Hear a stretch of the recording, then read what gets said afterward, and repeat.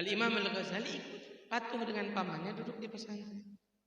Apa kata Imam Al-Ghazali? Beliau katakan, saya belajar ilmu, saya nuntut ilmu, tapi niatnya karena ingin makan gratis.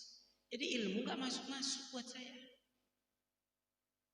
Tapi saya rubah niat saya perbaiki niat saya niatkan menuntut ilmu karena Allah. Makanya beliau tuliskan di dalam kitabnya, ta'allamtul ilma li ghairillah fa aba an yakuna al-ilma illa lillah. Saya belajar ilmu tadinya bukan karena Allah, tapi ilmu itu menolak. Ilmu itu tidak menginginkan kita dapatinya kecuali niat kita karena Allah. Maka yang pertama, perbaiki niat kita. Yang kedua, fokus dan sungguh-sungguh dalam belajar ilmu. Lagi di sini semua yang hadir hampir banyak santriwati. Fokus pikiran kita. Jangan fikirkan sesuatu hal yang lain selain kita menuntut ilmu, selain belajar, selain menghafal. Yang nanti-nanti. Santri biasanya belajar tapi pikirannya kemana-mana. Ada santri pikirannya nanti kalau lulus dari sini mau kemana. Ada santri pikirannya nanti mau nikah, mau ini nanti belum sekarang. Belum waktunya. Ada waktunya. Terus jihadnya apa? Jihadnya kita dengan pena. Kita jihad dengan menuntut ilmu, kita cari ilmu.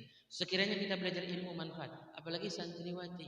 Andai tidak bisa bermanfaat untuk khalayak banyak, dia bisa bermanfaat nanti untuk anaknya. Ini santriwati nanti punya anak. Anak-anak kita sekolahnya ada di kita. Sebagai ibu, kita nanti sebagai ibu, anak-anak kita sekolah pertamanya ada di kita. Makanya orang-orang soleh dahulu, anak-anaknya nggak sekolah di luar. Salafus soleh, nggak ada cerita salafus soleh anaknya sekolah di luar. Karena apa? Yang pertama dipelajari dalam rumah dulu. Pendidikan anak-anak kita di dalam rumah. Makanya ilmu yang ada di sini kita bawa. Nah tugasnya kita sekarang fokus, belajar yang semangat, menghafal dengan baik. Jangan kita ganggu dengan pikiran urusan ini, apa yang terjadi di luar sana. Dah bukan urusan kita, bukan waktunya yang kita pikirkan. Yang kita pikirkan belajar sungguh-sungguh. Raih ilmu sebanyak-banyaknya supaya kita insya Allah mendapatkan manfaat. Kalau kesempatan ini kita baik, pakai dengan baik, nanti keluar sana kita nggak akan menyesal. Bisa melihatnya bukan sekarang, 10 tahun lagi. Ini mungkin ingat omongan saya, kita jumpa atau tidak jumpa lagi, 10 tahun setelah ini omongan saya ingat.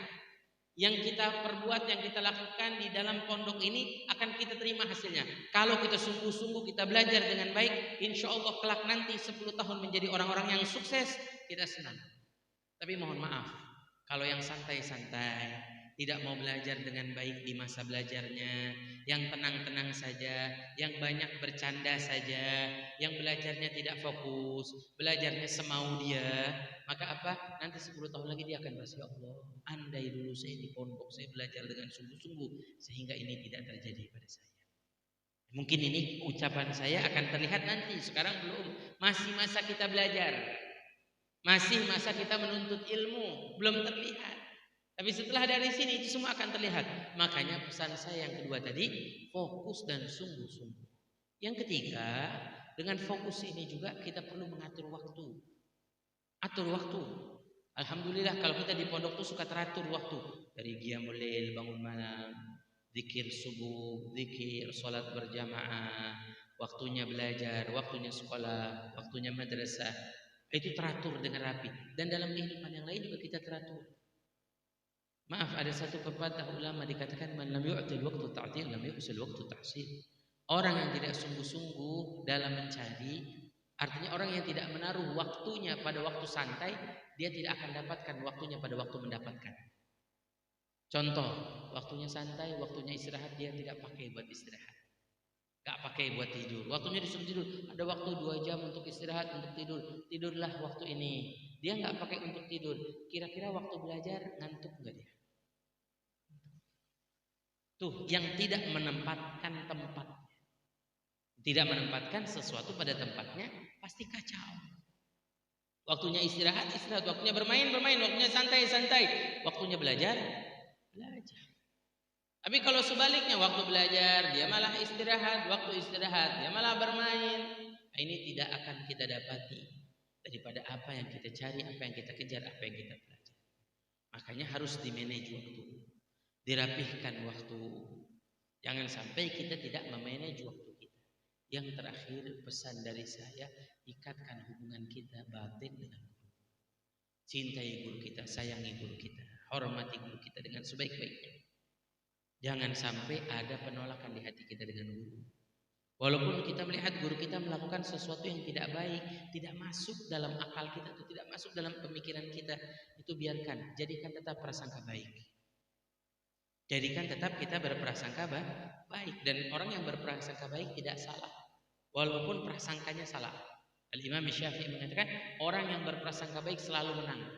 Walaupun prasangkanya salah, dia berprasangka baik pada orang, padahal orang itu tidak baik, dia tidak terhitung dosa. Karena dia tetap berprasangka baik. Namun ikatkan hati dengan guru, kita ikatkan. Buat guru kita senang, siapkan apa yang kita bisa bantu, berkhidmat. Oh guru kalau mengajar, saya siapkan airnya. Amalan basit, amalan memang mudah, tapi kita dapat berkah. Ilmu yang kita dapat insya Allah bermanfaat. Walaupun menyiapkan sendal, dulu sahabat Nabi lomba-lomba. Siapa yang biasa menyiapkan sendal Nabi itu namanya Sayyidina Abdullah bin Mas'ud. Siapa yang tidak kenal? Sayyidina Abdullah bin Mas'ud orangnya kecil. Dia pegang sendal Nabi, kemana-mana dipegang. Makanya dijuluki dalam sejarah Sahibuna alaihi Rasul. Orang yang selalu memegang sendal Nabi, sendal Rasul. Sayyidina Abdullah bin Mas'ud hebat luar biasa. Dia sampai menyiapkan air buat wudu Rasulullah, mencari siwak buat Rasulullah. Dia berkhidmat, membuat senang. Ya, kita mungkin guru kita kelupaan siwak, kita punya siwak yang baru, kita berikan guru. Apa enggak senang? Senang, kita didoakan. Yang namanya megang sendal, jangan dipikir guru kita enggak senang kita pegang sendal guru kita. Rasulullah SAW keluar dari masjid, masuk masjid kan pasti melepaskan sendalnya, memakai sendalnya. Sendalnya dipegang oleh Abdullah bin Mas'ud. Kenapa Abdullah bin Mas'ud sengaja untuk memegang sendal Rasulullah? Karena tahu pertama orang yang dilihat keluar masjid adalah Sayyidina Abdullah bin Mas'ud. Kalau Rasulullah habis ibadah, habis sholat, habis zikir, Sayyidina Abdullah bin Mas'ud dapat cipratannya.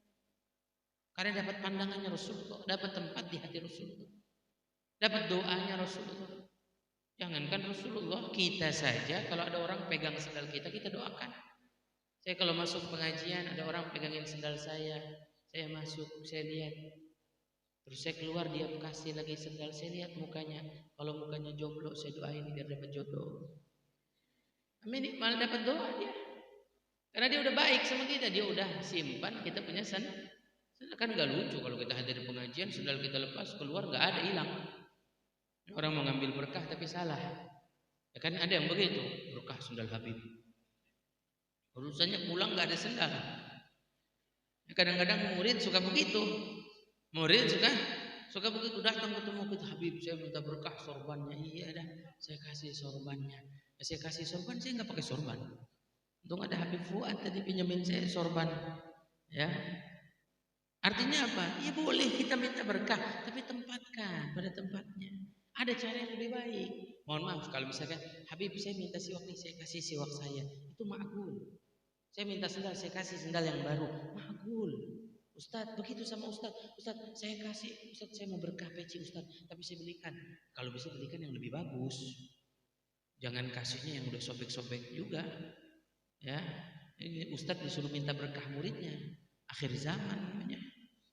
Murid akhir zaman. Di mana-mana kan kita ngasih sama Ustadz yang baru. Ustadz kita memberikan yang barokah, bekas dia ibadah, bekas dia pakai, yang insya Allah kita dapat keberkahannya. Ini contoh. Makanya tuh, walaupun cuma memegang sendal dapat berkah. Sayyidina Abdullah bin Mas'ud dapat cintanya Rasulullah, dapat tempat di hati Rasulullah. Kita semua ingin dapat tempat di hati guru. Kalau kita dapat tempat di hati guru, dicintai guru, disayangi guru, insya Allah ilmu kita barokah. Ilmu kita barokah. Dapat cintanya guru, barokah. Coba perhatikan mereka yang berkhidmat untuk guru, jadi khadimnya guru, membantu guru, barokah ilmunya. Ada satu kisah di zaman Imam Al-Habib Alwi bin Syihab. Ada seorang guru punya murid. Ada satu muridnya, dia biasa menugaskan dirinya menuangkan teh untuk beliau, untuk guru tersebut. Maaf. Dia menuangkan teh untuk guru. Suatu hari ada kawannya bilang, kamu mengaji cuma menuangkan teh. Apa yang kamu dapat? Enggak kayak kami mengaji. Kami alhamdulillah sudah khatam kitab ini, khatam kitab ini, khatam. Ini si murid yang berkhidmat dengan gurunya kecil hati. Sedih. Ya Allah, Memang sih saya mengaji menuangkan teh. Saya enggak mengaji kayak kawan-kawan saya baca kitab. Diam dia terdiam.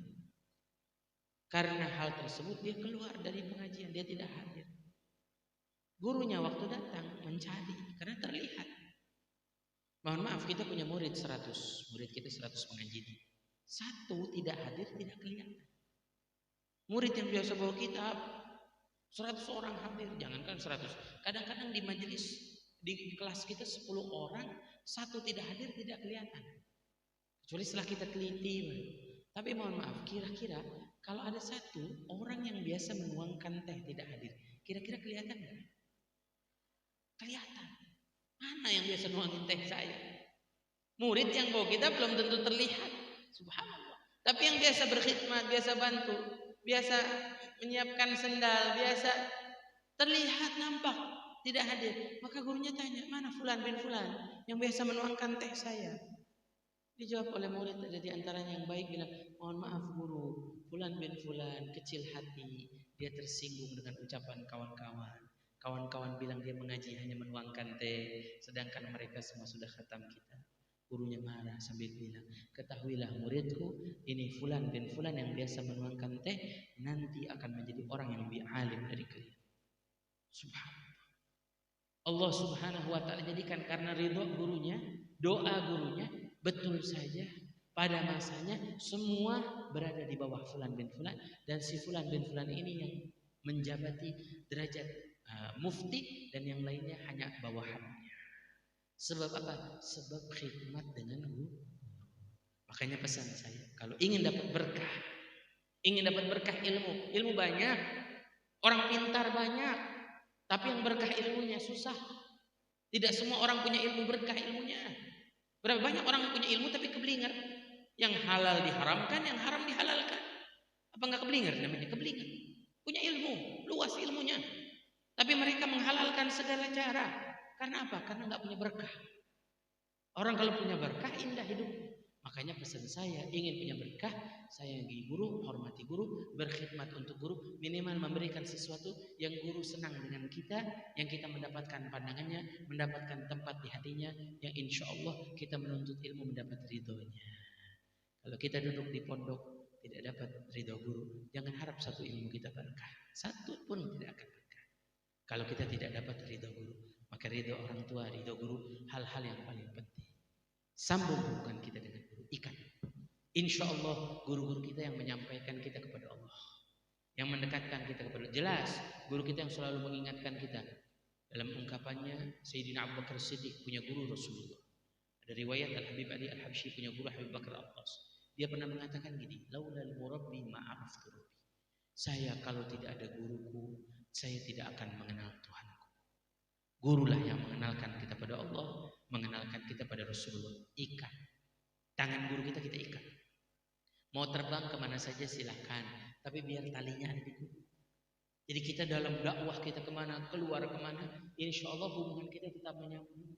Suatu saat kalaupun kita punya masalah, kita punya problema hidup, duduk coba sebentar, kirimkan Fatihah hadiah, kita niatkan guru kita yang masih ada, ya Allah guru kita biar diberikan kesehatan keafiatan.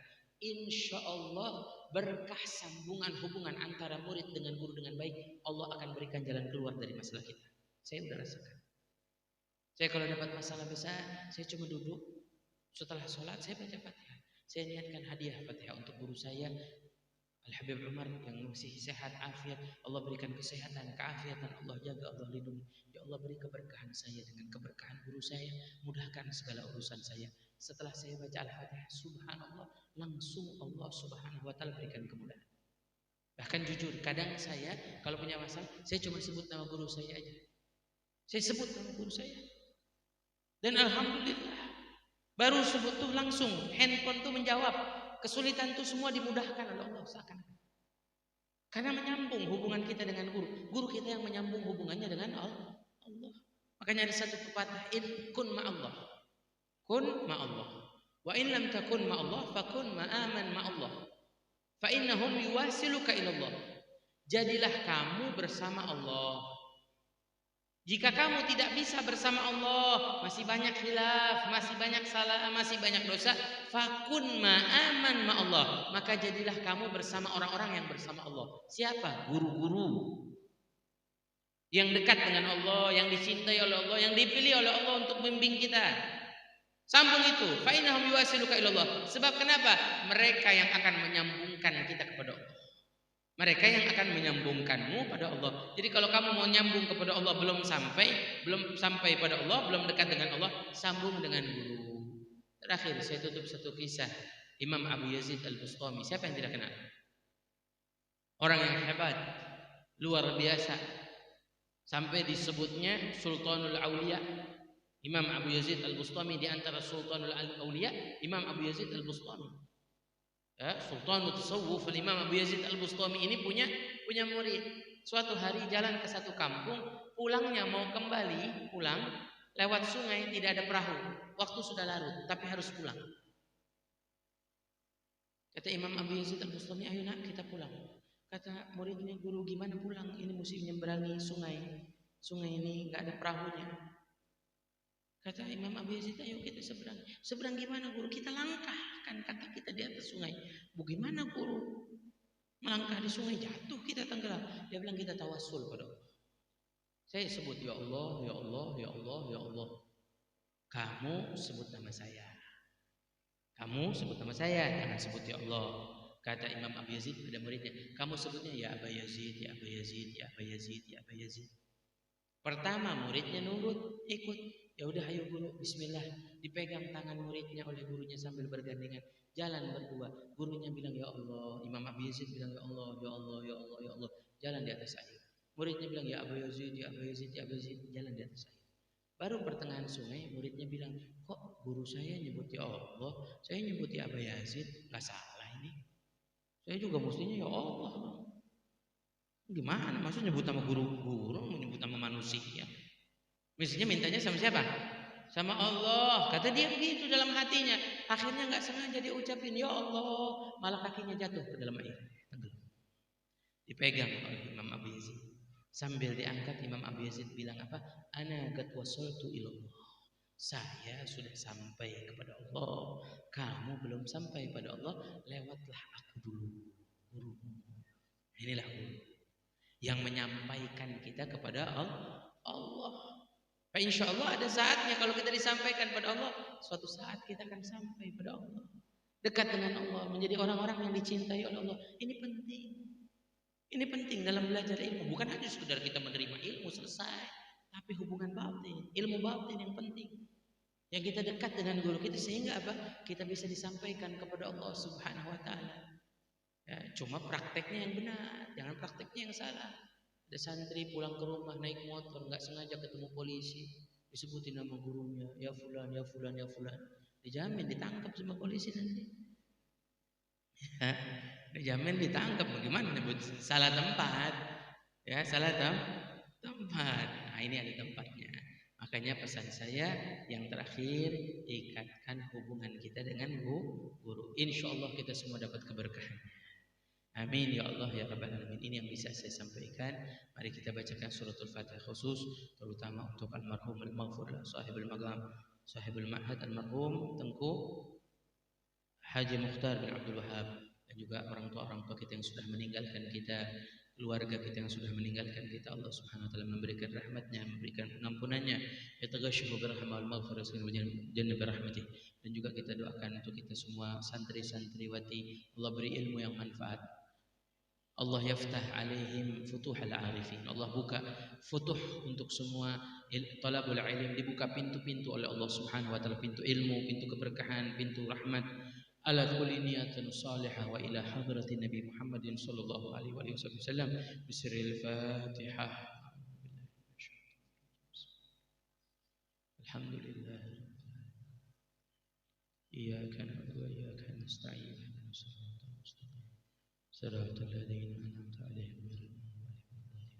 Ini yang bisa saya sampaikan, kurang lebihnya mohon maaf. Wabillahi taufiq wal hidayah. Wassalamualaikum.